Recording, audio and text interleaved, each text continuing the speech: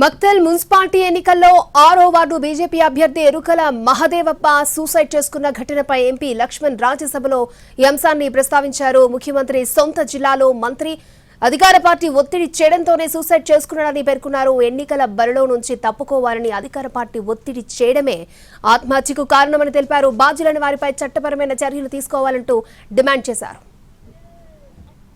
Very important subject, sir.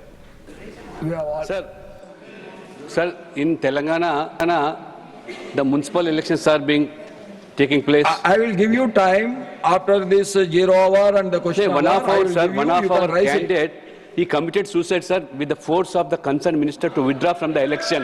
And it belongs to the Chief Minister constituency, sir.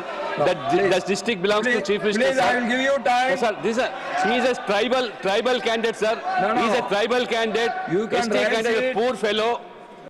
ఇప్పుడు దేశవ్యాప్తంగా రాహుల్ గాంధీ కాంగ్రెస్ నాయకులు రాజ్యాంగ పుస్తకం పట్టుకొని నీతులు వల్లించేటువంటి ఈ కాంగ్రెస్ నాయకులు మీకు రాజ్యాంగం పట్ల ప్రజాస్వామ్యం పట్ల నమ్మకం ఉన్నట్టయితే ఎన్నికల్లో ప్రజలిచ్చే తీర్పుకు కట్టుబడి ఉండాలి కానీ ఎట్టి పరిస్థితుల్లో గెలవాలని చెప్పి ఈ రకంగా ప్రజాస్వామ్యాన్ని కూనిపరుస్తూ ఒక ఆదివాసీ అంటే ముఖ్యంగా ఎస్టీ ట్రైబల్ ఒక అభ్యర్థి బీజేపీ అభ్యర్థి మీద ఈ రకమైనటువంటి మరి మీరు వేధింపులు గురి చేయడము ఒత్తిడి చేయడము బదులను తప్పించుకొని చెప్పడం అంటే ఏ ప్రజాస్వామ్యం ఇదో నిజంగా ఆలోచన చేయాలి.